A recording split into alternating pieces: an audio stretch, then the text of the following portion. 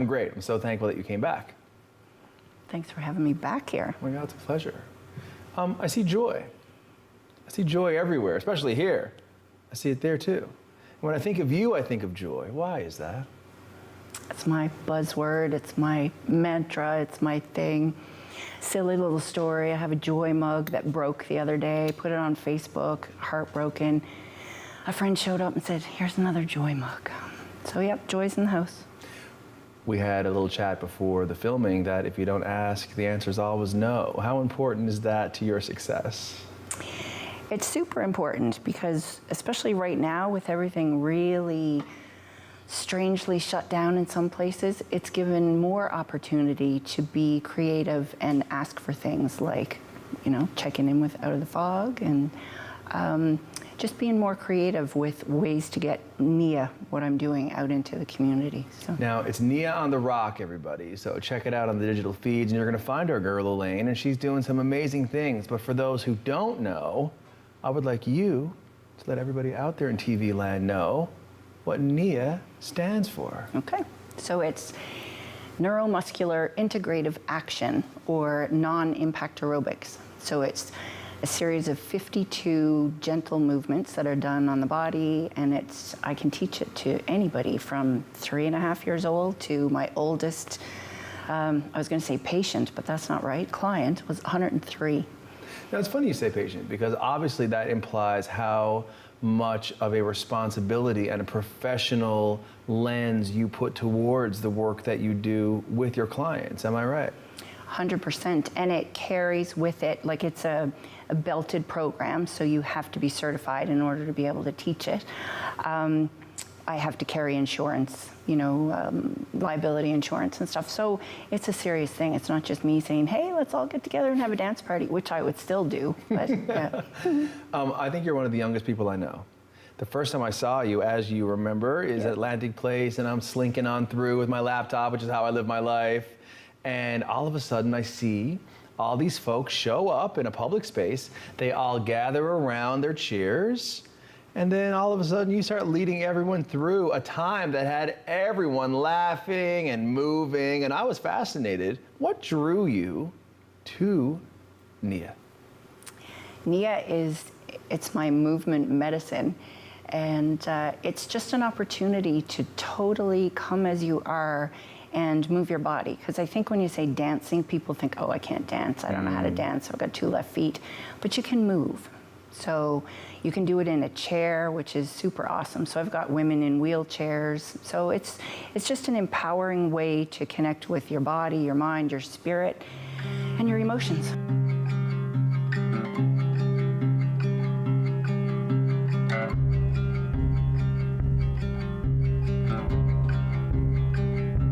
You look down at your cup and you won't look back up. It's the last time you saw your eyes. I've forgotten their color, their shape, and their flutter. It's been that long since you looked in mine. If you force yourself for a little bit of movement, pick music that you like, or I don't know, you know, dance at the red light when you're sitting there. Like I get weird looks all the time. It doesn't really matter because we get one body. So I always say, if you don't take care of it, where are you going to live? That's like profound, I know. That's real. I asked you what drew you into Nia, but I'd like to go back farther. Were you always into the industry of fitness and wellness? Lead me there.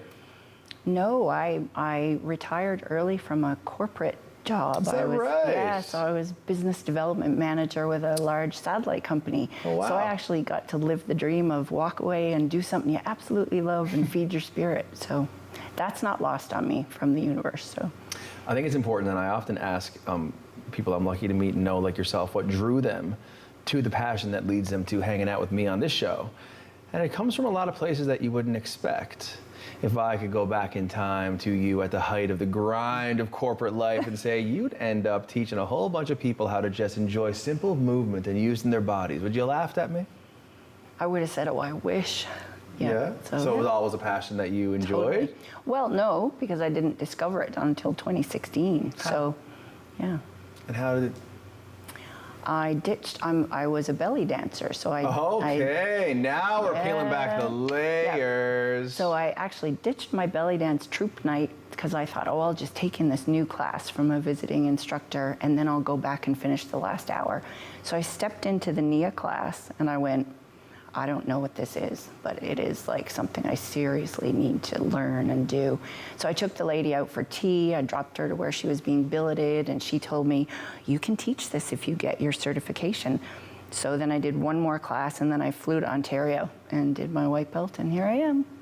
The different belts, eh? Yep, it's a belt. Sounds like karate to me. Kind of, but yeah. So I'm white belt, blue belt, and moving to heel certified. So I'm working up the not corporate ladder of Nia.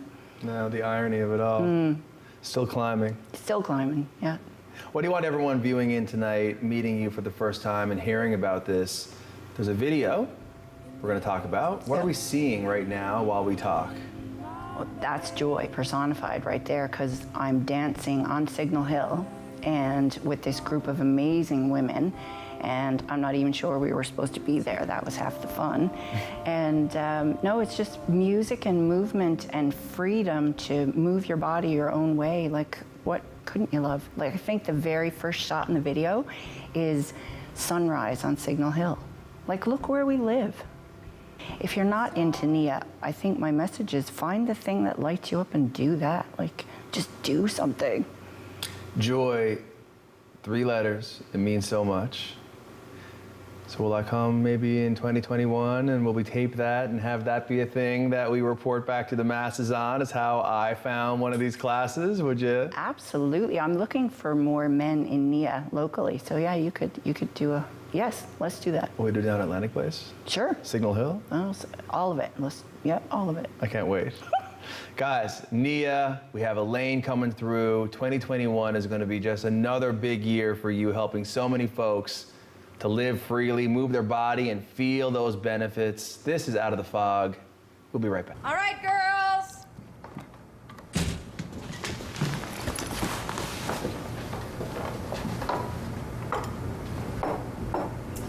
Mom, you said it's played again.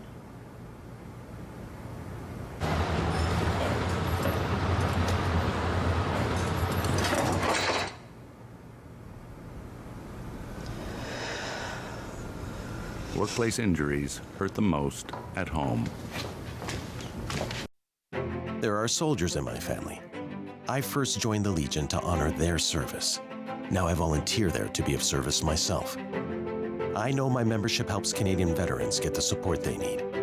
I've personally seen it help veterans get through some pretty dark times. Many have come out stronger than ever. For a lot of them, the Legion feels like home. It's nice to be part of that.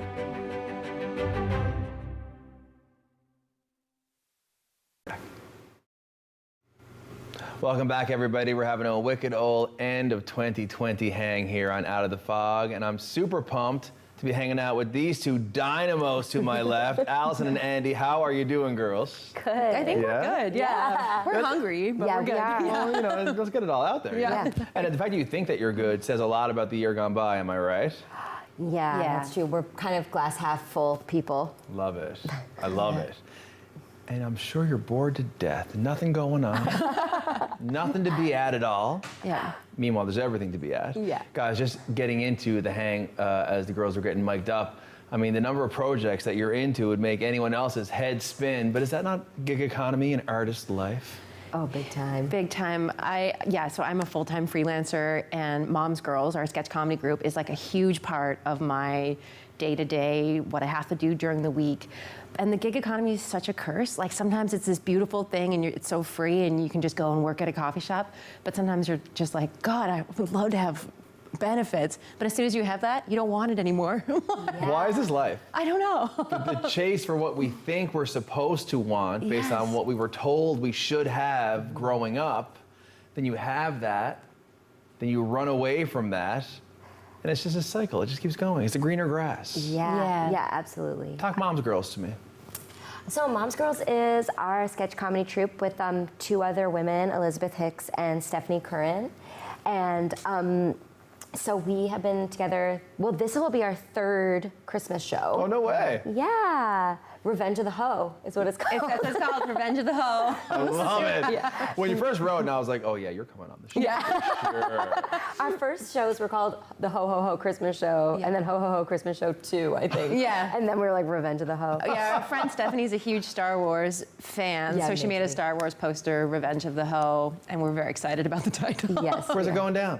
It's at Bannerman Brewery Love. upstairs best. on December 29th. We have 2 shows, 7:30 and 10. But our 10 o'clock show is sold out. Oh, excuse everybody. Yeah. Oh, it's okay. Don't worry about it. But now early show. We do have the early show, and there's still a few tickets left for that. And also, like, you can email us at momsgirlscomedy, and we will. I mean, we can't fit any more than the capacity, but we're allowing people to tell us at any point that they're uncomfortable and not going to come, depending on the COVID situation. So there may be tickets freed up, is the Yes, point. and our show at Christmas time is not just us. The show is hosted by our favorite drag queen, Ida Kumquat. Yes. So Ida's going to host. We're really excited, and our friend Veronica Diamond's going to open with doing stand-up. Yeah. That's so cool. Yeah. So I want to ask you separately, I suppose. I'll start with you. Okay. What led you into being the artist that you are? That's funny because I feel like, well, I'm an actor primarily, and have been an actor for about 14 years now. And then it just becomes, again, like balancing projects and each one having a certain sense of novelty that keeps you interested. And so it's almost hard to ever get out of the game because you're like, maybe I should do something normal with my life. And then a new project comes up and you're like, well, I can't, I'll put that on pause and do this. And then you end up, then it's 14 years later and you're like, oh, I guess I'm a lifer now, maybe. Like maybe this is just who I am. What about you, Andie? I'm actually a chef, but I always did stand-up comedy since I was about 25 years old. There's some amazing comics in Halifax, and I kind of came up through that. I was there when Picnic Face was happening. I had a lot of people I looked up to. I've always had mentors, but comedy has been something that I kind of walk away from and come back to, kind of walk away from and come back. I get like, it starts to terrify me, and then I don't officially quit, but I take a little break and I come back. And Moms Girls is the longest sustained comedy activity I've had, like 3 years of working with these guys. And I'm so excited about that because I didn't think I could work collaboratively. I always had in my head, like, I'm a solo person, I'm not good at working in groups. I always had that, like, idea of myself. And working with these guys, I've really learned how to collaborate, so I'm kind of proud about that. That's amazing. I love to hear that. Yeah. So talk the show and beyond 2021, talk about the troupe. What do you want the viewers out there watching you folks to walk away with from this interview tonight? You go ahead. Okay. I guess if you're really any person in the whole world who likes to laugh, you would enjoy a Moms Girls show because we're very inclusive. I think that we try to just embody joy and silliness that you have like as a child and just bring that in to an adult's experience. And like we like to, one of the things we say is like we like to bring like the bar into the theater so that you feel like you want to like cheer and dance with us too. Yes, So, it's very like it's like an all-encompassing experience. Yeah. Well, I can't wait. And I can't wait to see more from you over the Christmas season and into 2021. It's Mom Girls, the comedy troupe, Wicked show happening on the 29th at Bannerman Brewery. Andie and Allison, so wicked to hang out with you. Will you come back again? Yeah, I think so. Yes. Yeah. All right. Bring that crop top? Yeah. I'll have to come over. Yeah, for sure. Yeah, I have so many. Guys, it's Out of the Fog. We'll be right back.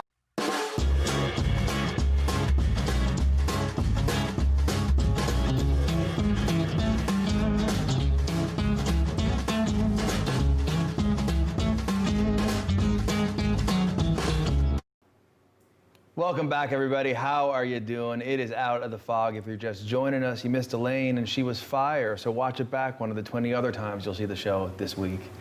I'm here hanging out now with Mike McDonald. What do you at? How you doing, my buddy? Long time no see. I know. It's great to have you on the couch here hanging out. Yeah, it's good to be here. I got to say, all things considered, it's I made the long drive in from Twillingate just to see your handsome face. Oh my God, this whole thing gets me around. I'm really happy to be hanging out with you tonight because there's a conversation you and I have been having via distance since before the summer, and it's all about performance. Before we go any further, why don't you let everybody know, watching in TV land, exactly what makes you the man when it comes to music and entertainment in the province? Well, you know what? I've always been passionate. I've been an artist first, and I've moved into production, not unsimilar to what's going on in the studio here, maybe a little more grassroots. But you know, I have always been an arts advocate. I was on the board of the AFM CFM, the union here. I'm on the member value task force with Music NL. I'm also the arts and culture heritage representative for Central Newfoundland with Adventure Central, which is a destination management organization. And anybody that sits on that board with me will tell you that I'm a giant thorn in their side, and I'm always advocating for the arts and for the artists of the province. And I work very hard and diligently to keep people employed, especially in this climate. It's crazy out there, man. It is crazy. Yeah. Have you always been a huge fan of art and artistry and an artist yourself? What led you to it? Well, I remember my first job was, I won't say any names of any businesses, but it was in fast food.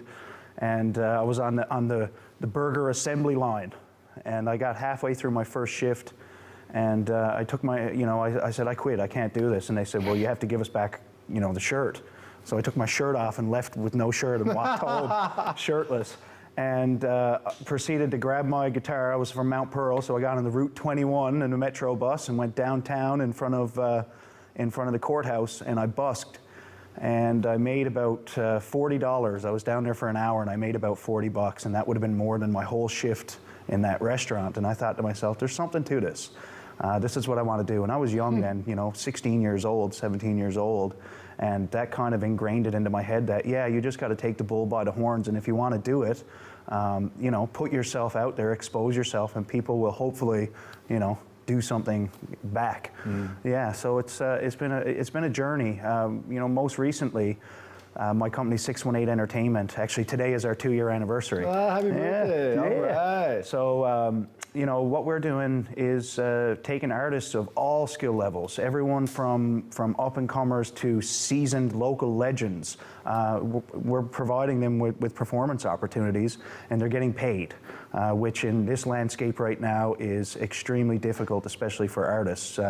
It's been tough, like I said, but it's an uphill battle. But we're going to keep grinding and keep working.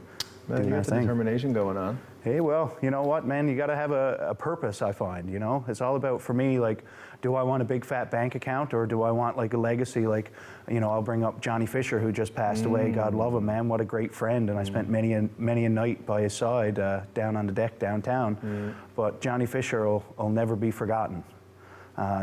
His legacy is built because of his passion for music and his passion for the arts community. And I think that there's something to be said for leaving that kind of a legacy behind. When it comes to busking on the street, Amelia Curran, who we love, that's how she started. Absolutely. And a lot of folks actually on that street got their start. Take me back. What's it like to be out there on that street playing those tunes, having folks drop that dough? I mean, to me, it's just living above the law.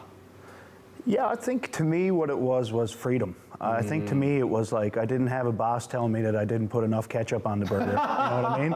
Like, to me it was like, and again, I've always been an original musician myself. Exactly. So I never ever made a career, and sometimes thinking back, I wish I did do the cover thing because it probably would have fast-tracked me a little bit. Nah. But I never ever did the cover thing. I always wrote my own music and created my own art. And now here you are running all these organizations and a part of so many valuable committees, giving your input and helping artists to get paid for their work.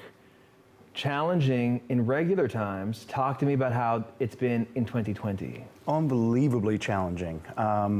So I took over a lease on a old 152-year-old church in the peak of COVID on July the 13th. I had Darcy Broderick and Ronnie Power come out. I paid them a Darcy Broderick and a Ronnie Power guarantee, which was a huge risk. No doubt. The venue that I took a lease on has a capacity of 500 people, and we had 9 people in the room that night.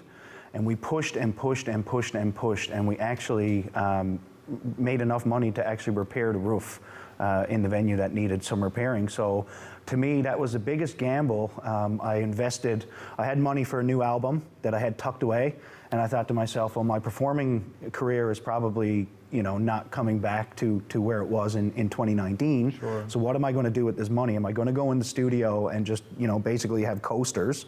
Or am I going to take that money and do something with it? So I went out and I bought new cameras. I bought new production switchers. I bought a new iMac. I bought all kinds of new equipment. I hired Denver Gidge, who is like probably one of the best freelance sound guys in the province. I cold called him and said, I got an offer for you. And and we did the show, and we pulled off this production. I have no idea how the hell we pulled it off. I got a crash course in After Effects and all of these motion graphic design and all of this stuff, doing lower thirds and all of this kind of stuff. Right. And anyways, after we pulled it off, after I sweat out 10 gallons of sweat, and we pulled it off, and we got the feedback, and then I checked the donation page and seen the number that was in there, and I said, holy crap, this might actually work. So then, of course, I went into obsessed mode, and we actually put off almost 30 concerts in the peak of COVID. We hired Mark Hiscock from Shanneyganock came out on the night that he won the Lifetime Achievement Award from the ECMAs. The Navigators came out and played their first show since COVID. We had, Quote the Raven came out, of course, local favorites. And the list goes on and on and on of the artists that we had out there. And everybody that came out had an absolutely amazing experience. And it would not have happened if it wasn't for the other businesses in Twillingate. Twillingate's a great community. And basically, I picked up the phone and I called a bunch of business owners. I called Split Rock and seen what they could do for some sponsorship. The Anchor Inn Hotel put people in up for the night. Twillingate and Beyond covered travel. And the list goes on and on, right? Everybody came together and made these concerts a reality because Twillingate, of course, is a tourism destination. There's no tourism.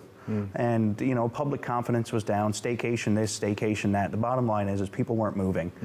So we had to do something to stay relevant, and I think what we're trying to do out there, and what my company is trying to do in the province, is the way forward, at least for the next year or 18 months. And I think it's really important for people of our province, who's actually our smallest market, funny enough, with the online streams. I think it's really important that they understand that, sure, you can watch a live stream for free on Facebook, from somebody's cell phone or whatever. But if you're paying $5 or $10 or $15 for a live stream, well, you're actually employing a sound guy, you're employing a producer, you're employing camera operators, or you're paying artists, you're paying royalties and all of these types of things. And that is how we're going to make the industry survive moving forward. I really hope we get to go back to the normal of 2019, we'll say. But moving forward, I know this is what we have now, and this is kind of what we need to look at and how we need to look at supporting the arts. You are a very well-spoken human. Thank you. We're in the final throwout. Final message to the viewers at home when it comes to checking out 618 Entertainment or supporting local music in general. What do you want to say? If there's an online ticket, it doesn't matter if it's my company, I support everybody else in the province doing the same thing. If you see an online ticket for an event, pick it up, watch it on your smart TV or your smart device, enjoy the heck out of it, and tell your friends about your experience so that can grow. Also, check out Darcy Broderick, a Darcy Broderick Christmas. DarcyBroderickChristmas.com. So it's our first international online stream. We have artists from Newfoundland, Ireland, and Scotland. And yeah, it's going to be a wicked show. So make sure you guys tune into that. Well, you're wicked. So are you, my man. Loves you. Cheers. Out of the Fog, guys. We'll be right back after this break.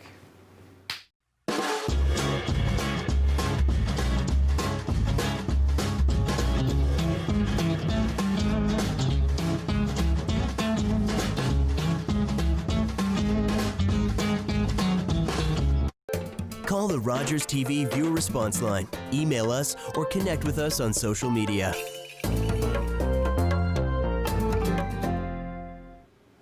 Hey guys, thank you so much for tuning in tonight. What a laugh we had. There's a theme that ran through: creative courage, creating joy, having a laugh, even through the hardest time. And God knows over 2020, we have seen it.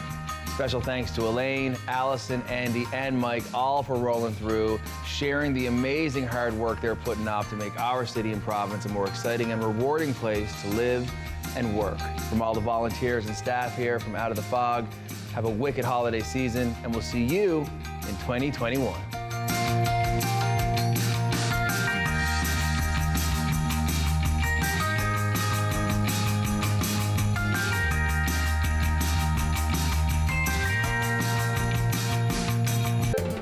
Call the Rogers TV viewer response line, email us, or connect with us on social media.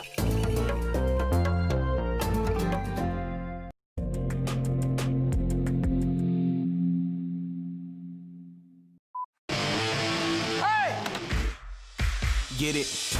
Okay. Let's go. We brought drag. It's the way I play the game.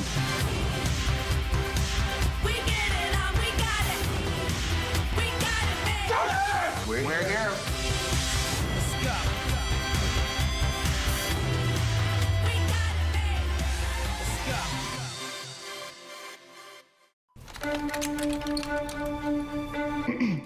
You must be the reporter. Come with me. So, Miss McGill, how does it feel being Canada's famous women engineer? The real story is the work we've done retooling this factory. To build the Hawker Hurricane? Indeed. 40 planes last month, with a capacity of up to 100. Our fighters are over England as we speak. Of course, it pains me to see airplanes mass-produced like boxcars or baby carriages. But in war, we make concessions in favor of innovation. You must feel at home, though, managing all of these women. I'm not here to manage women. Well, you must admit it is an unusual job. I'm the chief engineer here. I do what engineers do.